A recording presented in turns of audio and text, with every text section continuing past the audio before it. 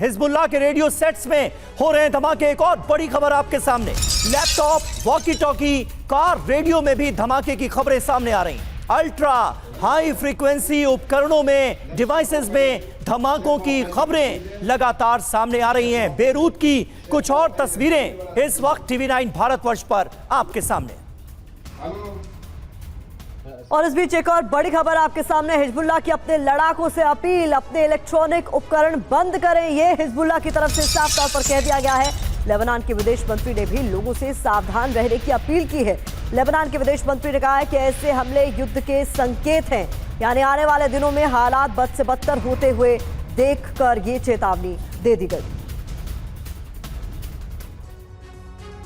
तो देखिए, लेबनान और सीरिया में पेजर और वॉकी टॉकी, लैपटॉप और सोलर डिवाइसेस में अटैक के बाद मिडिल ईस्ट में महाविध्वंस का खतरा बढ़ता नजर आ रहा है। सवाल यह है कि डिवाइस अटैक के बाद अब हिजबुल्लाह का अगला कदम क्या होगा, वो क्या करेगा, इस पर अभी पूरी दुनिया की नजरें हैं। लेबनान के फ्रंट पर यह अहम है कि हिजबुल्लाह अब और ज्यादा अग्रेसिव नजर आएगा और ज्यादा आक्रामक होगा। वहीं यमन के फ्रंट की बात करें तो हिजबुल्लाह को हमास और हूती मदद करेंगे, यह भी बिल्कुल तय माना जा रहा है। सीरिया के फ्रंट पर आईसिस लड़ाके लेबनान भेज सकता है, यह भी जानकारियां सामने आ रही हैं, यानी सीरिया का भी इन्वॉल्वमेंट आने वाले वक्त में बढ़ेगा।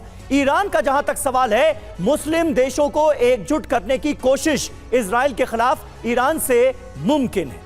गाजा की फ्रंट की बात करें तो हमास नए सिरे से खुद को संगठित करेगा, ऐसा माना जा रहा है। तो कुल मिलाकर मिडिल ईस्ट में महाविध्वंस के कितने फ्रंट खुल सकते हैं, उसकी डिटेल आपके सामने हम रखी। मिडिल ईस्ट में तनाव है, कौन किसके साथ है ये समझना भी जरूरी हो जाता है। तो बात करें अगर हम ईरान की, तो आपके लिए समझना जरूरी है कि ईरान के साथ फिलिस्तीन, लेबनान, यमन, सीरिया और कतर नजर आ रहे हैं। वहीं इजराइल के साथ अमेरिका, फ्रांस, ब्रिटेन, जर्मनी और यूरोप के कई देश उसके समर्थन में नजर आ रहे हैं। कुछ और देशों की बात करें तो ईरान के समर्थन में तुर्की, ओमान, रूस और चीन भी है। तो वहीं इजराइल के समर्थन में ऑस्ट्रेलिया, जापान और साउथ कोरिया भी।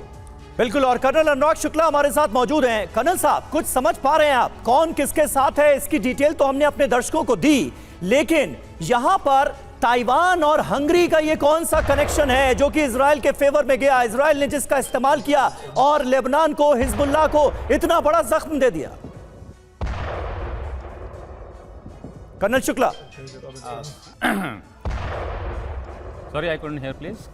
कर्नल शुक्ला, सवाल यह था कि हंगरी का जो जिक्र आया है, क्योंकि ये सब कुछ जो है हुआ तो हंगरी में ही, बुडापेस्ट में सारी जो कवायद थी वो अंजाम दी गई, जिसका नतीजा लेबनान में हिजबुल्लाह के लड़ाकों ने भुगता। ये कौन सा कनेक्शन है? ऑर्डर जाता है ताइवान की कंपनी को, ताइवान और हंगरी का ये कौन सा कनेक्शन है?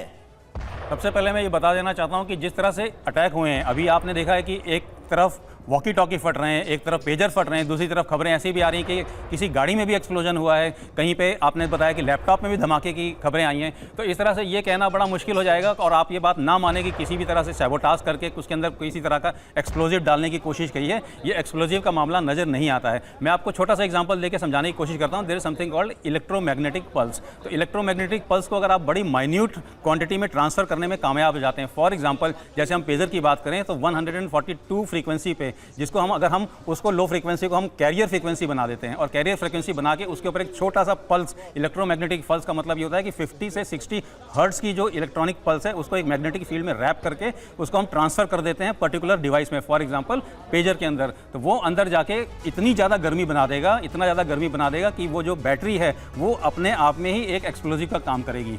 इसी तरह की कई फ्रीक्वेंसी यूज़ करते हुए अलग अलग डिवाइस को वो लोग टारगेट करने में कामयाब रहे हैं। अगर आप देखें कि लैपटॉप की फ्रीक्वेंसी अलग है, वहाँ पे वाईफाई फ्रीक्वेंसी यूज़ होती है, ब्लूटूथ की फ्रीक्वेंसी यूज़ होती है, लेकिन अगर हम वॉकी टॉकी पे जाएं तो वो 142 से लेके 462 से लेके 472 की फ्रीक्वेंसी रेंज यूज़ करते हैं। तो ये सारी फ्रीक्वेंसी अलग होने की वजह से आप ये समझ सकते हैं कि इसके अंदर किसी तरह के कोई एक्सप्लोजिव प्लांट नहीं किए गए हैं, इसका कोई ऐसा एक्सटर्नल इम्प्लांटेशन नहीं किया गया। ये टेक्नोलॉजी का इस्तेमाल किया गया और टेक्नोलॉजी का इस्तेमाल करते करते इन्होंने इसको एक्सप्लोर करने में कामयाबी पाई है और बिल्कुल नए तरीके के वॉरफेयर की शुरुआत कर दी गई। इस बीच बड़ी खबर आपको बता दें, बेरूत में 4 हिजबुल्लाह लड़ाकों के सुपुर्दे खाक में धमाकों की खबर है।